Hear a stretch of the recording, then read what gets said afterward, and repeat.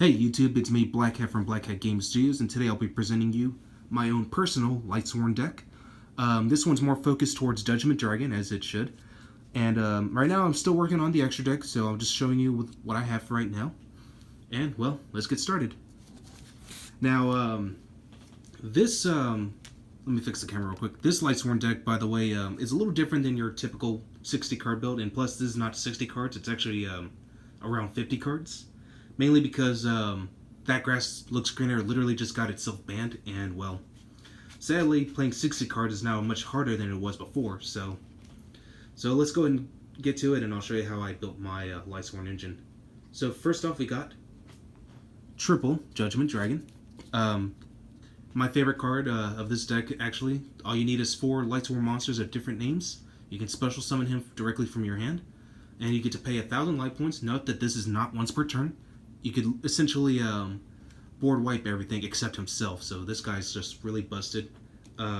People often say, like, why couldn't this guy have ever gone banned? Well, I mean, really, his ability is not that difficult to get around as long as you Valor him. But if you have another one, then yeah, you're in trouble because you could just pay another 1,000, blow up the board again. But anyway, going at it. Moving on, we're actually going to be playing this engine of Lightsworns, which is actually my new favorite engine. It's the Divine Dragonlord Felgrand engine.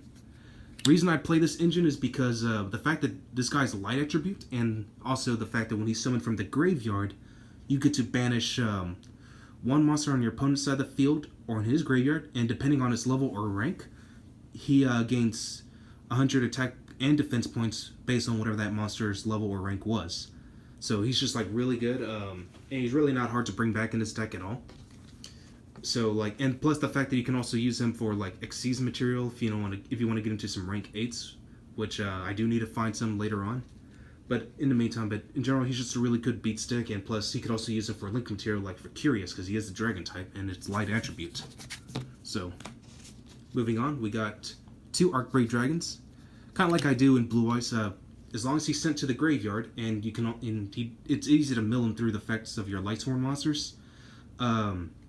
You get to revive 1 level 8 or 7 dragon type monster from your graveyard, so in which case your Divine Dragonlord Felgrand.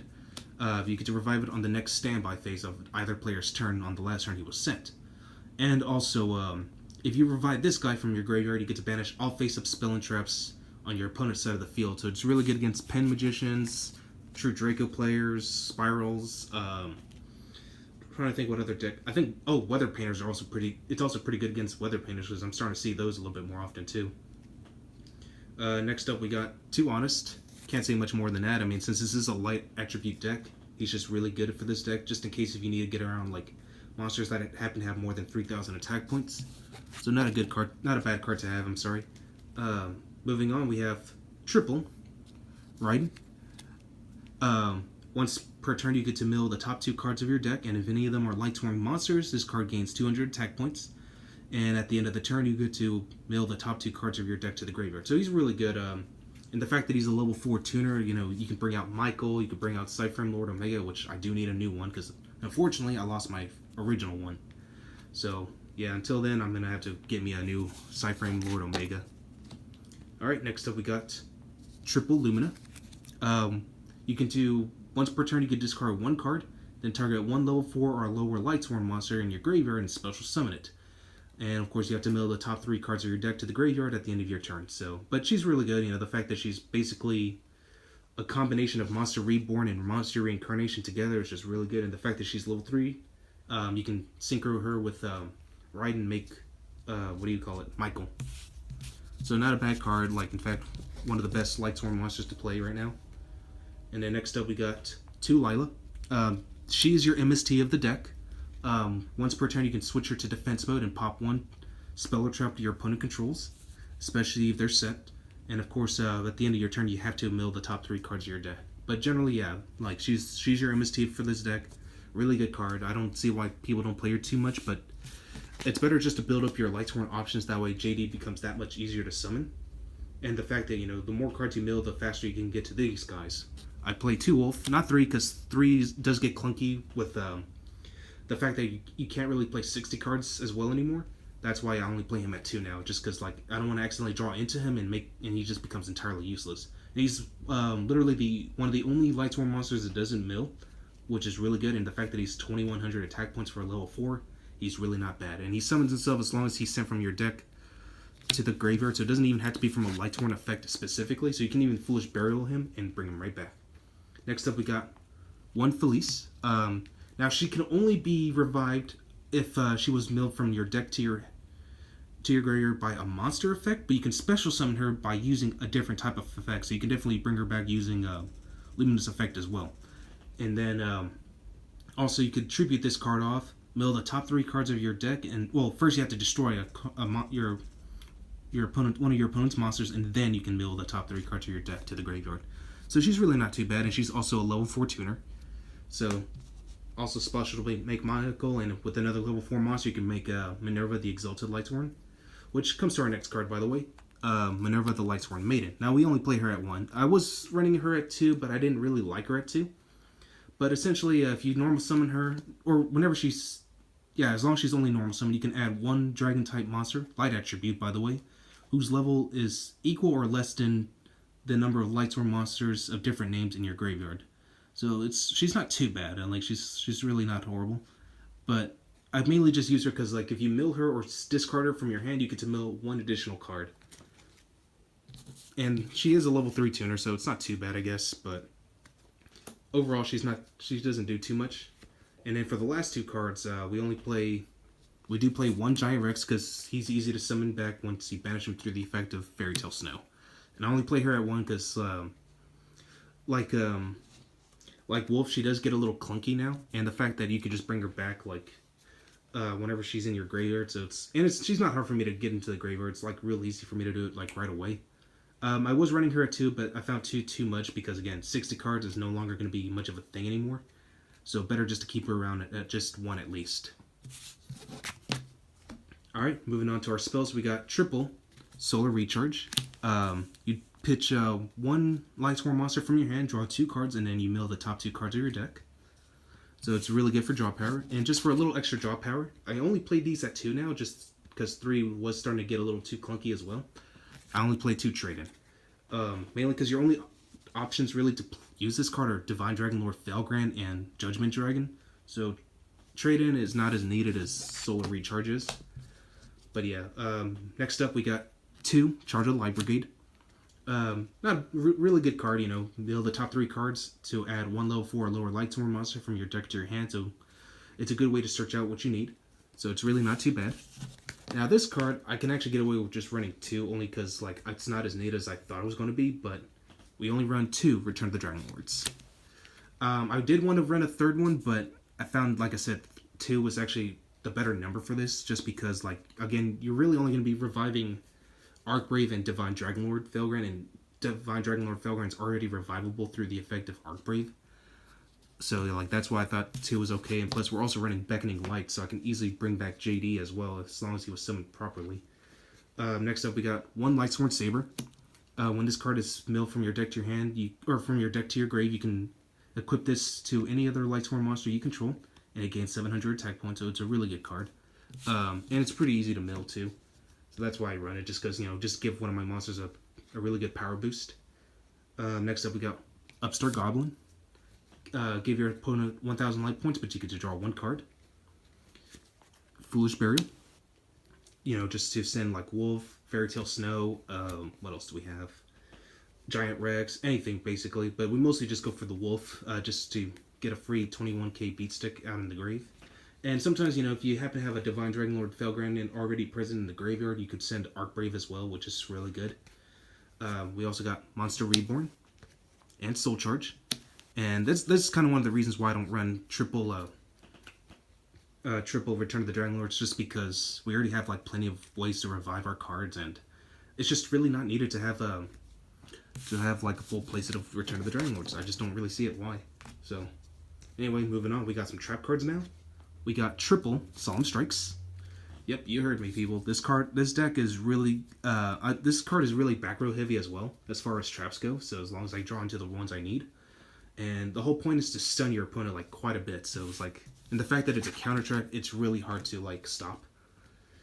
We have this card because Solemn Wishes is an old-ass card, but it's really good for this deck because one of the flaws of this deck is not only because you have to mill cards quite a lot, but you also have to end up paying life points quite a bit. But if you happen to have, like, maybe both of these out at the same time, you get 1,000 life points each time you draw a card or cards from your deck to your hand. So, like, Solar Recharge, Trade-In, even your draw phases grants you life points back. So that's why I play the Solemn Wishes engine, because it's like... And it's actually proven that it's really, really useful for this new engine of Lightsworns. Next up, we got one Warning and one Judgment. This one you have to pay 2,000 life points just to stop any summon or a spell or trap that performs a summon. And then Judgment, pay half your life points, and you can negate a flip summon, a normal summon, a spell or trap. I usually just use this towards spells and traps though, just because like if for whatever reason, if someone decides to top deck a Raigeki or Dark Hole, Judgment will probably be the best one you want to use against that. Just that way you can stay safe and your opponent just has no more outs to whatever you have in mind. And then for the last 3 traps, we have one Beckoning Light, where you pitch your entire hand and add any number of light monsters equal to the cards you pitched.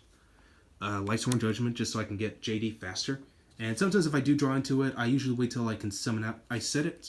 Wait till I summon out a Radiant on my next turn, and then play it at the start of my turn, use Radiant's effect, pitch it, and then add JD to my hand. So, but generally, it's very rare that that happens. So that's why I only keep this at 1, just so I have hardly any chance of ever drawing into it. And then finally, just in case if we do need to recycle some cards, Jar of Avarice, which is a really good card to run sometimes, because again, this deck does have a weakness of you milling quite a lot. So it's always good to try to recycle a few cards so that we can last a few more turns as possible. Next up, we got 2 Curious. Really generic card. In fact, you don't even need to play this in Lightsworns. Well, you don't. It doesn't just fit in just Lightsworns. You can fit almost anything. But what he does is that you can the way you summon is that you can use 3 monsters of the same attribute as long as they're different types to summon it. And when he's link summoned, you can send 1 card from your deck to your to the graveyard. So it says any card. So you could literally just send this and get a free JD as well. And then you could mill the top 3 cards of your deck. Like, a lot of decks are starting to incorporate Curious now, like even Layered Darkness, surprisingly, is using it. Honestly, I didn't think Curious was going to work with that, but I'm going to have to try it out myself later on.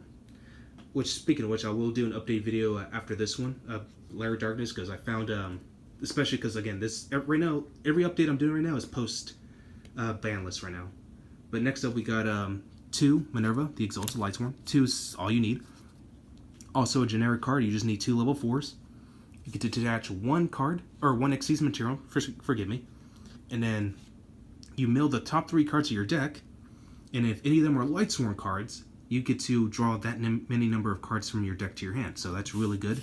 And if she's destroyed by battle or card effect, mill 3 cards, and whatever Lightsworn monsters were present in that, you get to pop that many number of cards on your opponent's side of the field. Next up for the last Xyz monsters, we got Baguska. I already mentioned how many times this guy is really good, and he's just like overly generic, just requires 2 level 4s, and as long as he's in defense mode, he's a skill drain to your opponent's monsters. Number 39, Utopia, and then number S39, Utopia the Lightning. So like, you would detach 2 materials when he declares an attack, and your opponent cannot activate any effects in response, and his attack becomes 5,000 during damage calculation. So this guy's just really, really good, and the fact that he's just so fast is like, that's why he's called the Lightning, you know? So I figured, why not?